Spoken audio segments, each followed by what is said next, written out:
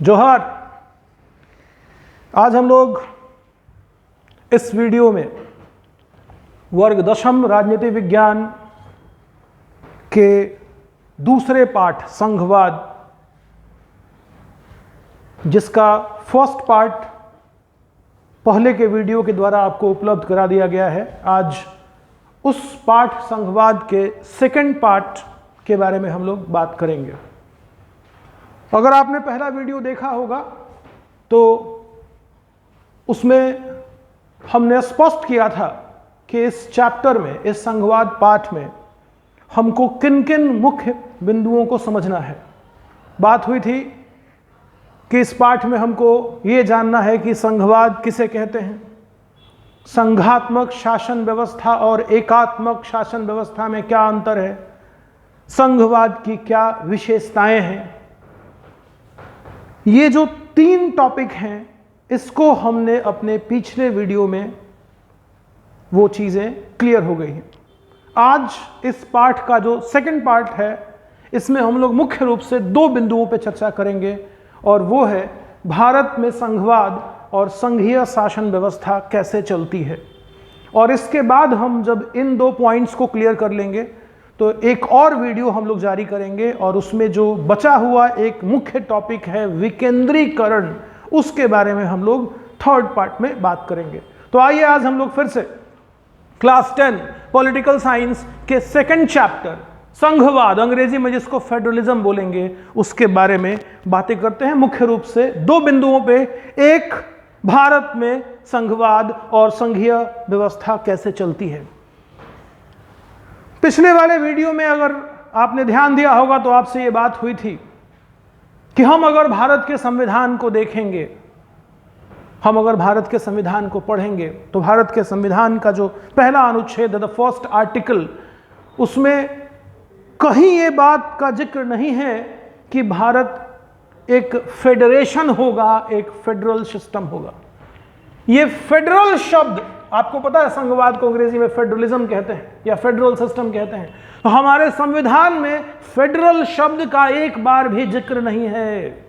हमारा संविधान कहता है कि India that is Bharat shall be a union of states. वो ये नहीं कहता कि India shall be a federation of states. हमारे संविधान में फेडरेशन शब्द का, संघीय व्यवस्था इस शब्द का इस्तेमाल ही नहीं हुआ है। लेकिन इंटरेस्टिंगली, भले ही हमारे संविधान ने फेडरल शब्द का एक बार भी इस्तेमाल नहीं किया है, फिर भी हमारे देश का गठन संघीय व्यवस्था के तहत हुआ है, और फिर भी भारत फेडरल सिस्टम का, संघीय शासन व्यवस्था का एक बेहतरीन उदाहरण है। पूरी दुनिया में हमारे देश के संघीय ढांचे को सम्मान की दृष्टि से देखा जाता है, और यह तब है जब हमारा संविधान एक बार भी फेडरल शब्द का इस्तेमाल नहीं करता। इस संदर्भ में हो सकता है कि आपसे पूछा जाए, हम सिर्फ परीक्षा की बात नहीं करते, जब हम चीजों को सीख रहे हैं तो कहीं भी हमसे पूछा जा सकता है, कल को हम किसी इंटरव्यू में जाएंगे या ऐसे भी चर्चा के दौरान, कि भाई जब भारत के संविधान में फेडरेशन शब्द का इस्तेमाल हुआ ही नहीं है, एक बार भी नहीं हुआ है, तो फिर कैसे कह सकते हैं कि इंडिया इज अ फेडरेशन? कैसे कह सकते हैं कि भारत में संघवाद है? और उसी को तो हमको साबित करना है कि भारत में कैसे संघवाद है। तो याद होगा पिछले वीडियो में बात हुई थी संघवाद की विशेषताओं के बारे में। संघवाद की कई सारी विशेषताओं की हमने चर्चा की थी। जैसे अगर आप याद करें तो 2 या 2 से अधिक स्तर की सरकार, फिर प्रत्येक स्तर की सरकार समान नागरिक समूहों पर शासन करती है, परंतु उनका अधिकार क्षेत्र अलग अलग होता है। प्रत्येक स्तर की सरकार का अधिकार क्षेत्र क्या होगा, इसका स्पष्ट उल्लेख संविधान में होता है। अगर केंद्र सरकार और राज्य सरकार के बीच किसी मुद्दे पर टकराव उत्पन्न हो जाए, तो उस स्थिति में जो सर्वोच्च न्यायपालिका है, सुप्रीम कोर्ट है, हाई कोर्ट है, वो संवैधानिक प्रावधानों को देखती है, संविधान की व्याख्या करती है। चाहे केंद्र सरकार हो, चाहे राज्य सरकार हो, उनको संसाधन राजस्व कहां से मिलेगा, इसका भी स्पष्ट उल्लेख होता है संविधान में। ये सारी बातें हुई थी संघवाद की विशेषताओं को पढ़ने के दौरान। और हम अगर संघवाद की विशेषताओं की जो सूची है उसको पढ़ते हुए अगर हम भारत से तुलना करेंगे तो हम देखेंगे कि वो संघवाद की जितनी विशेषताएं हैं वो सारी भारत के ऊपर लागू होती हैं। जैसे पहली विशेषता क्या थी कि 2 या 2 से अधिक स्तर की सरकार, तो हमारे देश में भी तो केंद्रीय, राज्य और स्थानीय स्तर की सरकारें हैं। ऐसा नहीं है कि हमारे देश में सिर्फ एक सेंट्रल गवर्नमेंट है, हमारे देश में सेंट्रल गवर्नमेंट है, हमारे देश में स्टेट गवर्नमेंट है, इसके अलावा हमारे देश में लोकल लेवल पे गवर्नमेंट है। आपको पता है पंचायती राज व्यवस्थाएं हैं या फिर शहरों में नगर निगम, नगर पालिकाएं हैं। तो कहीं ना कहीं हम इस बात को देखते हैं कि संघवाद की जो पहली विशेषता है कि देश में 2 या 2 से अधिक स्तर की सरकार होनी चाहिए, तो वो विशेषता बिल्कुल हमारे देश पर लागू होती है। हमारे देश में भी तो 2 या 2 से अधिक स्तर की सरकारें। बात हुई थी संघवाद की जब विशेषताओं की बात कर रहे थे कि अलग अलग स्तर की सरकारें समान नागरिक समूहों पर शासन करती हैं, परंतु उनका अधिकार क्षेत्र अलग होता है और किस सरकार का क्या अधिकार क्षेत्र होगा इसका स्पष्ट उल्लेख संविधान में होता है। तो हमारे देश में भी तो ऐसा है। हमारे देश में भी संविधान द्वारा, भारतीय संविधान द्वारा केंद्र राज्य के बीच विधायी शक्तियों का स्पष्ट बंटवारा किया गया है। और बच्चों यहां पे एक अलग से प्रश्न भी पूछा जा सकता है कि भारत में केंद्र और राज्यों के बीच विधायी शक्तियों का बंटवारा कैसे हुआ है, इसका जिक्र करें, इसका वर्णन करें। तो हमारा संविधान स्पष्टतः इस बात का प्रावधान करता है कि केंद्र सरकार की विधायी शक्तियां क्या क्या होंगी और राज्य सरकार की विधायी शक्तियां क्या क्या होंगी। आप समझते हैं, विधायी शक्ति का मतलब हो गया लेजिस्लेटिव पावर, का मतलब हो गया कानून बनाने की शक्ति।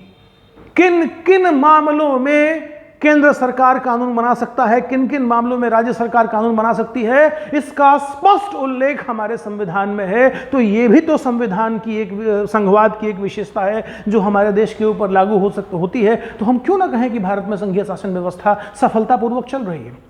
बहरहाल हम जरा इस पॉइंट को थोड़ा और डिटेल में इसको देखें हम लोग कि भारत के संविधान द्वारा केंद्र राज्य के बीच विधायी शक्तियों का स्पष्ट रूप से बंटवारा किया गया है और उसके लिए 3 सूचियों का प्रावधान किया गया है। 3 लिस्ट्स।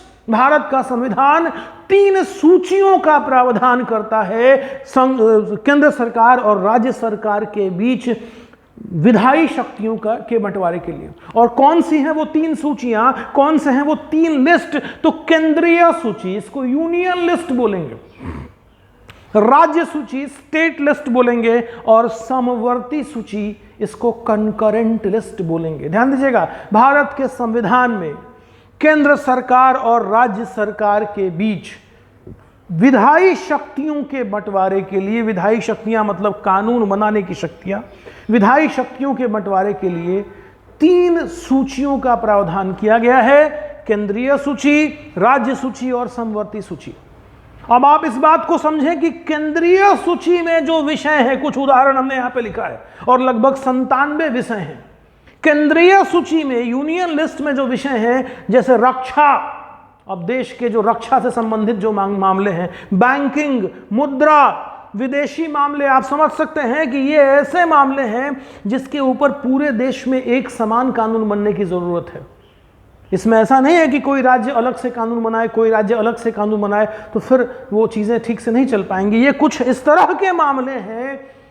अब विदेशी मामले, दूसरे देश के साथ हमारा किस तरह का संबंध हो, क्या लगता है कि आपको ये राज्य सरकार तय करे? नहीं, ये किसका मामला होना चाहिए? ये केंद्र सरकार का मामला है, इसलिए इसको केंद्रीय सूची में डाला गया है। तो केंद्रीय सूची में जिन विषयों को डाला गया है बच्चों, ये वो विषय हैं जिन पर सिर्फ और सिर्फ केंद्र सरकार कानून बना सकती है। केंद्रीय सूची, यूनियन लिस्ट में जो विषय शामिल हैं, जिसका उदाहरण आपके सामने है, ये वो विषय हैं जिन पर सिर्फ और सिर्फ केंद्र सरकार ही कानून बना सकती है। उसी तरह से राज्य सूची, स्टेट लिस्ट, उसमें भी कुछ उदाहरण हमने दिया है। पुलिस, कृषि, एग्रीकल्चर, खेती, आप समझते हैं, सिंचाई, ये कुछ इस तरह के मामले, कुल 66 लगभग विषय हैं यहाँ पे। ये ऐसे विषय हैं जिनके ऊपर सिर्फ और सिर्फ राज्य सरकार कानून बना सकती है। ऐसा नहीं है कि इसके ऊपर केंद्र सरकार कानून बनाएगी, नहीं, केंद्र सरकार के अधिकार क्षेत्र में ये नहीं है, और केंद्र सरकार के अधिकार क्षेत्र में है, उसके ऊपर राज्य सरकार कानून नहीं बना सकती। तो केंद्रीय सूची के जो विषय हैं उसके ऊपर सिर्फ और सिर्फ केंद्र सरकार कानून बनाएगी। राज्य सूची के जो विषय हैं उस पर सिर्फ और सिर्फ राज्य सरकारें कानून बनाएगी। इसके अलावा एक समवर्ती सूची है, कंकरेंट लिस्ट कहते हैं, और समवर्ती सूची में उन विषयों को डाला गया है बच्चों जिन विषयों पर केंद्र सरकार भी कानून बना सकती है और आवश्यकता पड़ने पर राज्य सरकारें भी कानून बना सकती हैं। मतलब ये ऐसे विषय हैं जिन विषयों पर दोनों ही स्तर की सरकारों का अधिकार है, वो कानून बना सकती हैं। इसका कुछ उदाहरण जैसे शिक्षा, एडुकेशन, वन, मजदूर संघ, इसके अलावा उत्तराधिकार से संबंधित जो कानून है, इस तरह के कुल लगभग 47 विषय हैं, 47, जो समवर्ती सूची में आते हैं। और समवर्ती सूची में जो विषय आएंगे उस पर केंद्र सरकार भी कानून बना सकती है और आवश्यकता पड़ने पर राज्य सरकार भी कानून बना सकती है। ध्यान से, भारत के संविधान में केंद्र और राज्य के बीच विधायी शक्तियों का स्पष्टतः बंटवारा किया गया है। उसके लिए भारतीय संविधान 3 तरह की सूचियों का प्रावधान करता है। केंद्रीय सूची में जो विषय हैं उस पर सिर्फ और सिर्फ केंद्र सरकार कानून बना सकती है। राज्य सूची में जो विषय हैं उस पर सिर्फ और सिर्फ राज्य सरकार कानून बना सकती है। और समवर्ती सूची में जो विषय हैं उस पर केंद्र सरकार और आवश्यकता पड़ने पर राज्य सरकारें भी कानून बना सकती हैं। यहां पर एक सवाल आपके मन में आ सकता है कि कल्पना कीजिए कि समवर्ती सूची का कोई विषय है और उस विषय पर केंद्र सरकार ने एक कानून बनाया और उसी विषय पर राज्य सरकार ने कोई और कानून बनाया, तो फिर उस स्थिति में हम तो भ्रम की स्थिति में होंगे कि हम किसका कानून मानेंगे। वो एक ही विषय है, उस पर केंद्र का कानून कुछ और कहता है और राज्य का कानून कुछ और कहता है, और ऐसा हो सकता है क्योंकि समवर्ती सूची में दोनों कानून बना सकते हैं, तो हम किसका कानून मानेंगे, किसका कानून प्रभावी होगा। तो उस स्थिति में आप इस बात को समझेंगे कि अगर समवर्ती सूची के किसी विषय पर केंद्र और राज्यों के बीच बनाए गए कानून में अगर कोई टकराव उत्पन्न होता है तो उस स्थिति में केंद्र का बनाया हुआ कानून ही मान्य होगा, राज्य का कानून रद्द हो जाएगा। यह स्पष्ट प्रावधान है भारत के संविधान में कि भले ही समवर्ती सूची के किसी विषय पर केंद्र और राज्य दोनों सरकारें कानून बना सकती हैं, लेकिन अगर कभी ऐसा हुआ कि समवर्ती सूची के किसी एक विषय पर केंद्र के कानून और राज्य के कानून में टकराव की स्थिति है, उस स्थिति में केंद्र का कानून ही प्रभावी होगा, राज्य का कानून वो निष्प्रभावी हो जाएगा। इस बात को भी आप समझेंगे। कहीं ना कहीं आपको यह समझना होगा कि भारतीय संघीय व्यवस्था में केंद्र सरकार की शक्तियां राज्य से थोड़ा ज्यादा है। ठीक, तो ये हो गया कि किस तरह से विधायी शक्तियों का बंटवारा किया गया। खैर, हम लोग साबित करने की कोशिश कर रहे थे कि किस तरह से हम कह सकते हैं कि भारत में संघीय शासन व्यवस्था चलती है, वो भी तब जब भारत का संविधान एक बार भी फेडरल शब्द का इस्तेमाल नहीं करता। तो हमने कहा कि संघवाद की जितनी विशेषताएं हैं वो सारी भारत पर लागू होती हैं। जैसे 2 या 2 से अधिक स्तर की सरकार है, जैसे हर स्तर की सरकार का अधिकार क्षेत्र क्या होगा इसका स्पष्ट उल्लेख संविधान में है, उसके लिए 3 तरह की सूचियों का प्रावधान है। इसके अलावा एक और महत्वपूर्ण जानकारी आपके लिए, ये तो 3 सूचियां हो गई, लेकिन आप समझते हैं बच्चों कि हमारे जो संविधान निर्माता जब संविधान का निर्माण कर रहे होंगे, आपको मालूम है ये 9 दिसंबर 1946 को ये प्रक्रिया शुरू हुई थी और 26 नवंबर 1949 को ये प्रक्रिया पूरी हुई थी। आपको पता है 2 साल 11 महीने 18 दिन लगे थे संविधान बनाने में। तो संविधान निर्माताओं के सामने उस समय जितने विषय उनके हिसाब से रहे होंगे उसको उन्होंने कर दिया, लेकिन आप समझते हैं कि बहुत सारे ऐसे भी तो विषय रहे होंगे जो उस समय जिनका अस्तित्व ही नहीं रहा होगा। अब जैसे 1946, 47, 48, क्या उस समय सॉफ्टवेयर से संबंधित अधिकार किसको दिया जाए, इसके बारे में संविधान निर्माताओं को तो कतई कहीं से ध्यान ही नहीं आया होगा, क्योंकि ये वो समय था जब कंप्यूटर का कहीं कोई इमरजेंसी नहीं हुआ था। तो बहुत सारे ऐसे विषय होते हैं बच्चों, जैसे अब आज साइबर क्राइम से रिलेटेड चीज़ें आ रही हैं, या आप देख रहे हैं आपकी सोशल मीडिया आजकल बहुत ज़्यादा इस तरह के केसेस आप सुन रहे हैं कि उस पर भी जो है बहुत तरह के कानून बनाने की आवश्यकता हो रही है। तो ये वैसे विषय हैं जिनका जिक्र इन तीनों में कहीं नहीं है, क्योंकि ये विषय उस समय अस्तित्व में थे ही नहीं। तो उनको कहते हैं अवशिष्ट विषय। अवशिष्ट मतलब जो बचा रह गया, अंग्रेजी में उसको रेसिड्यू बोलते हैं, जो बचा रह गया। तो अवशिष्ट विषय मतलब वैसे विषय जिनका जिक्र इन तीनों में से किसी सूची में नहीं है, उन विषयों पर कौन कानून बनाएगा? संविधान निर्माताओं ने 3 सूचियों का जिक्र कर दिया, उसमें बता दिया कौन कैसे बनाएगा। समवर्ती सूची के केस में अगर कोई टकराव होगा तो किसका कानून प्रभावी होगा, ये सारी बातें तो हो गई, लेकिन उन विषयों का क्या जो इन तीनों में से किसी सूची में थी ही नहीं? वो कौन से विषय हुए? तो वो अवशिष्ट विषय हुए, रेसिड्यू कहेंगे उसको। तो अवशिष्ट विषयों पर कौन कानून बनाएगा? तो इसका भी प्रावधान हमारे संविधान निर्माता करके गए थे कि अवशिष्ट शक्तियां केंद्र के पास रहेंगी। मतलब वैसे कोई भी विषय जिनकी चर्चा इन तीनों सूचियों में से किसी में नहीं है और वैसा कोई विषय भविष्य में आता है तो उसको अवशिष्ट विषय कहेंगे, और अवशिष्ट विषय पर कानून बनाने की शक्ति किसके पास होगी? केंद्र के पास होगी। इसके अलावा संविधान की रक्षा हेतु न्यायपालिका की महत्वपूर्ण भूमिका है। हम देखते हैं कि जब भी हमारे देश में कुछ इस तरह की स्थिति आती है जहां पे संविधान को स्पष्ट करने की आवश्यकता होती है, संवैधानिक प्रावधानों की व्याख्या करने की आवश्यकता होती है, तो वहां पे उच्च न्यायालय और उच्चतम न्यायालय, हाई कोर्ट और सुप्रीम कोर्ट को ये पावर है। तो संघवाद की ये विशेषता भी हमारे देश के ऊपर लागू है। इसके अलावा हमने संघवाद की एक और विशेषता पढ़ी थी कि केंद्र और राज्यों को कहां से संसाधन आएगा, कर कहां से आएगा ताकि वो अपना काम कर सके, इसका भी प्रावधान स्पष्ट रूप से होता है। तो हमारे देश में भी है, हमारे देश में भी केंद्र सरकार को टैक्स लगाने का अधिकार है, राज्य सरकार को टैक्स लगाने का अधिकार है, या बहुत सारे जो टैक्सेस हैं, जैसे आप जीएसटी की बात करते हैं तो उसमें से कितना केंद्र को जाएगा, कितना राज्य को जाएगा, इन सब चीजों का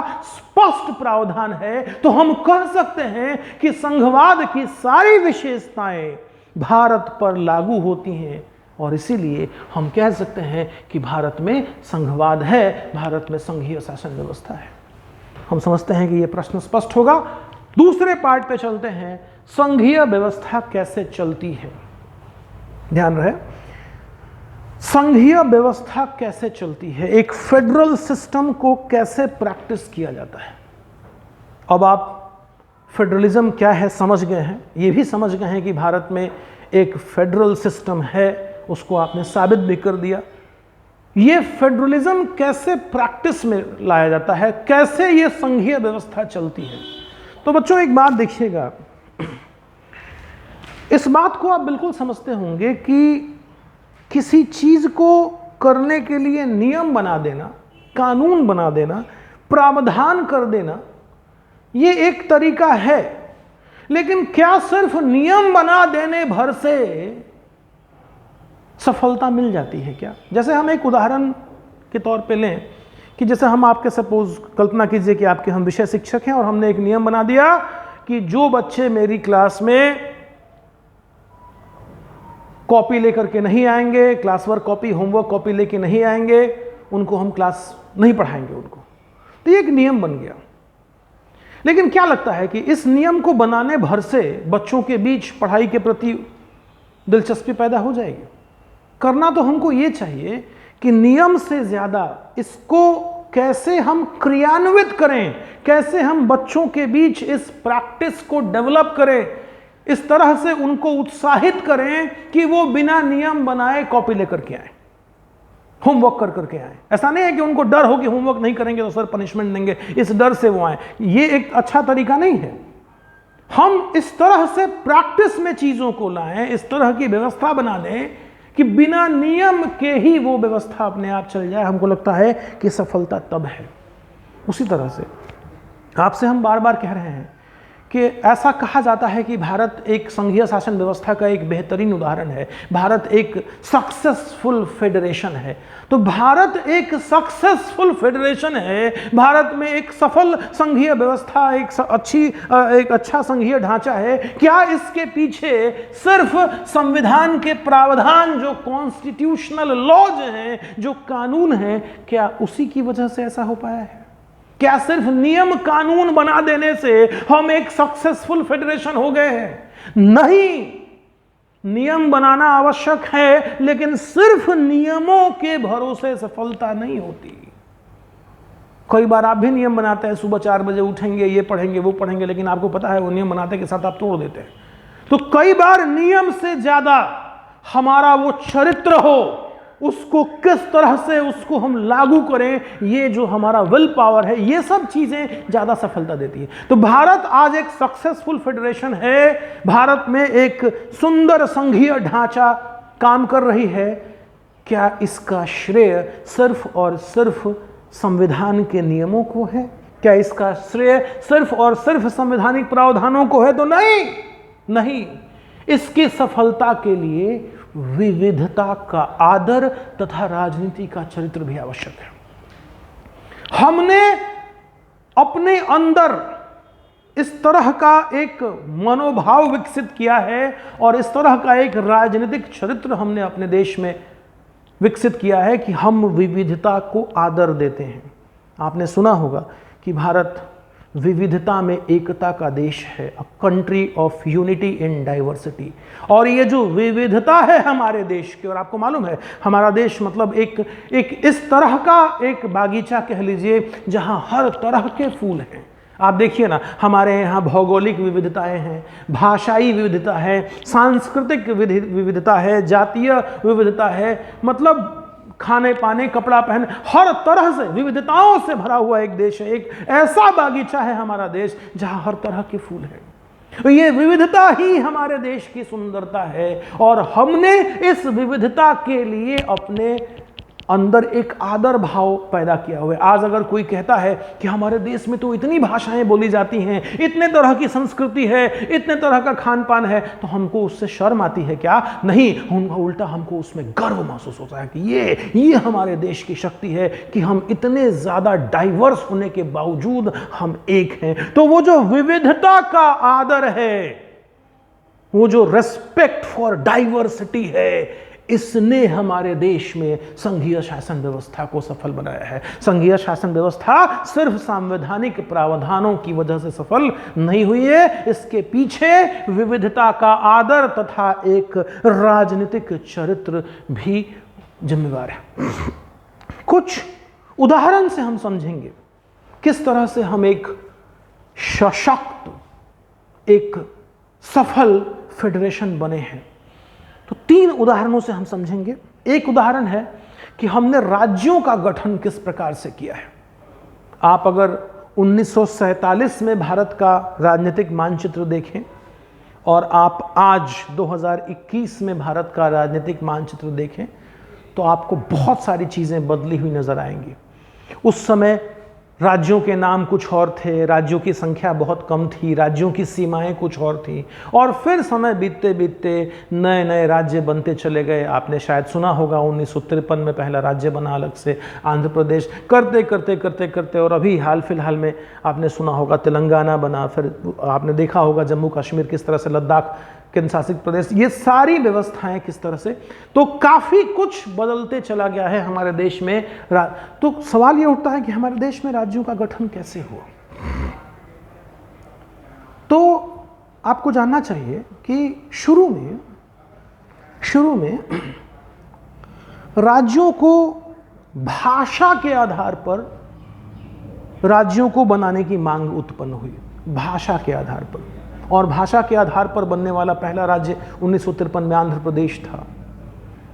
लेकिन उसके बाद जब एक राज्य बन गया भाषा के आधार पर, तेलुगु भाषा के आधार पर एक राज्य बन गया, तो फिर दूसरे जगह से मांग शुरू होने लगी, तीसरे जगह से कि हमको भी भाषा के आधार पर जब राज्य बनने शुरू हुए, जब इस तरह की मांग शुरू हुई, तो कुछ लोगों के मन में डर हुआ कि अरे इससे तो देश टूट जाएगा, इससे तो देश में एकदम एकता ही नहीं रहेगी, अलग अलग भाषा वाले लोग फिर वो लेकिन हमने क्या देखा, ठीक है वो डर था कि भाषा के आधार पर राज्य बनाएंगे तो कहीं ना कहीं देश की एकता प्रभावित होगी, लेकिन हमने अपने अनुभव से क्या सीखा कि हमने राज्यों का गठन भाषा के आधार पर किया और इससे देश टूटने की बजाय और मजबूत हो गया, क्योंकि उनकी जो विविधता थी उसके ऊपर हमने कुछ थोपने की कोशिश नहीं की, उनकी विविधता को सम्मान दिया कि ठीक है तुम अपने इस विभिन्नता के साथ रहना चाहते हो, उसका सम्मान है।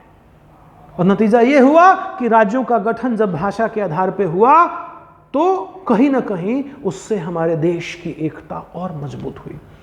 तो जिस तरह से हमने राज्यों का गठन किया है, तो शुरू में हमने राज्यों का गठन भाषाई विभिन्नता के आधार पर किया, बाद में कुछ राज्यों का गठन सांस्कृतिक विभिन्नता के आधार पर, जैसे आपको पता है अब उत्तर पूर्व के राज्य हैं, उत्तर पूर्व के जो कई सारे राज्य हैं वो सचमुच देश के बाकी हिस्सों से सांस्कृतिक रूप से अलग हैं। तो सांस्कृतिक विविधता के आधार पर हमने राज्यों को, भौगोलिक विविधता, हमारा अपना राज्य झारखंड 2000 में बिहार से अलग हुआ, भौगोलिक विविधता, बिहार जो है वो कहीं ना कहीं एक मैदानी इलाका है, झारखंड जो है वो पठारी इलाका है, यहाँ पे हमारी सांस्कृतिक विविधता है, जाति बहुत तरह, तो इसके आधार पे भी हुआ।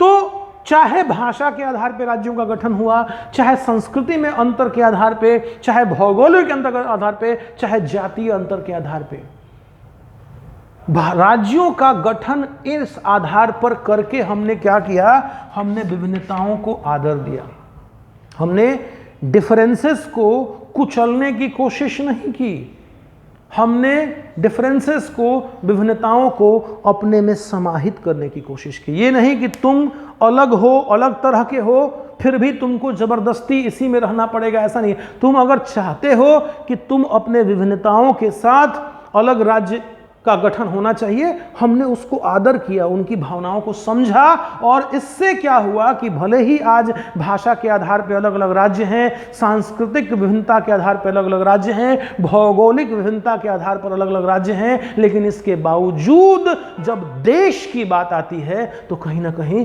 सब में जबरदस्त एकता की भावना है। तो जिस आधार पर हमने राज्यों का गठन किया, इससे भी संघवाद की भावना मजबूत हुई। जो क्षेत्रीय जो इच्छाएं थी उनको भी सम्मान मिला, और जब क्षेत्रीय इच्छाओं को सम्मान मिलेगा तो कहीं ना कहीं राष्ट्रीयता की भावना अपने आप प्रबल होगी। जब हम क्षेत्रीय इच्छाओं का दमन करेंगे तब लोग कहीं ना कहीं राष्ट्रीय एकता पे खतरा उत्पन्न होने की कोशिश करेंगे। लेकिन जब हम जो रीजनल डिफरेंसेस हैं, चाहे वो भाषा के आधार पे हो, संस्कृति के आधार पे हो, भूगोल के आधार पे हो, अगर उसको हम रेस्पेक्ट करेंगे, अगर हम क्षेत्रीय विभिन्नताओं का आदर करेंगे तो कहीं ना कहीं इससे राष्ट्रीय एकता और प्रबल होती है, और ऐसा ही हुआ है। दूसरा उदाहरण, भाषा नीति, लैंग्वेज पॉलिसी। आपको पता है कि हमारे देश में 40% से ज़्यादा लोग हिंदी बोलते हैं। ये संख्या काफ़ी है ना, सबसे ज़्यादा बोले जाने वाली भाषा है। लेकिन उसके बावजूद आपको पता है कि हमने हिंदी को थोपने की कोशिश नहीं की। आपको पता है हमारी भाषा नीति इस तरह से है कि हमने हिंदी को राजभाषा घोषित किया, राष्ट्रभाषा घोषित नहीं किया। हालांकि हमारे संविधान निर्माता इस तरह का प्रावधान किए थे संविधान में कि 1965 तक, 1965 तक हिंदी और अंग्रेजी दोनों केंद्रीय स्तर पर राजभाषा के रूप में काम करेगी। राजभाषा का मतलब ऑफिशियल लैंग्वेज, जिस भाषा में सरकार का कामकाज होता है। आपको मालूम है कि आज भी हमारे देश में केंद्र सरकार का की ऑफिशियल लैंग्वेज हिंदी इंग्लिश दोनों है, जबकि राज्यों का अपना अलग अलग ऑफिशियल लैंग्वेज है। जैसे अगर हम पश्चिम बंगाल की बात करें तो उनकी राजभाषा बंगला होगी, अगर हम तमिलनाडु की बात करें तो उनकी राजभाषा तमिल होगी, इस तरह से, ठीक है ना। हमारे संविधान निर्माताओं ने यह प्रावधान किया था कि 1965 तक हिंदी और अंग्रेजी दोनों केंद्रीय स्तर पर राजभाषा के रूप में रहेंगी, और 1965 के बाद अंग्रेजी का प्रयोग बंद कर दिया जाएगा और केंद्रीय स्तर पर सिर्फ हिंदी ही राजभाषा के रूप में रहेगी। लेकिन जब 1965 नजदीक आने लगा तो जितने गैर हिंदी प्रदेश थे, खास करके तमिलनाडु, वहां पर प्रदर्शन होने लगे, विरोध होने लगा, हिंसा भड़कने लगी, और हमारे जो राजनीतिक नेताओं ने इस बात को समझा कि अगर 1965 के बाद अगर अंग्रेजी को ख़त्म करके सिर्फ हिंदी को राजभाषा बनाया जाए तो जो गैर हिंदी भाषी राज्य के लोग हैं ये उनके ऊपर थोपने जैसा होगा, ये उनकी विभिन्नता का आदर करना नहीं होगा। हमारे सरकारों ने, हमारे राजनीतिक जो लोग थे उस समय के, जो राजनीतिक नेतृत्व था, उसने इस बात को समझा और उस प्रावधान को लागू नहीं किया। नतीजा ये है कि आज भी हमारे देश में केंद्रीय स्तर पर हिंदी के साथ साथ अंग्रेजी भी राजभाषा के रूप में। इसके पीछे भावना ये नहीं है कि हिंदी का निरादर हो, हिंदी को आदर मिले, सम्मान मिले, लेकिन हिंदी को आदर और सम्मान जबरदस्ती नहीं दिलाना है, लोगों के ऊपर इसको थोपना नहीं है। हमारी भाषा नीति ऐसी हो कि सबको सम्मान मिले। और उसके लिए क्या किया हमने, तो हिंदी के साथ साथ 21 अन्य भाषाओं को अनुसूचित भाषा का दर्जा दिया है। 21 और भाषाओं, हिंदी और हिंदी के अलावा 21 अन्य भाषाओं को अनुसूचित भाषा का दर्जा दिया है, जिसमें भारत की लगभग सभी प्रमुख भाषाएं आ जाएंगी। और अनुसूचित भाषा का दर्जा देने का मतलब हो गया कि केंद्रीय सरकार की कोई भी नौकरी होगी, अब उसमें से बच्चे उन 22 भाषाओं में से किसी भी भाषा में परीक्षा दे सकते हैं।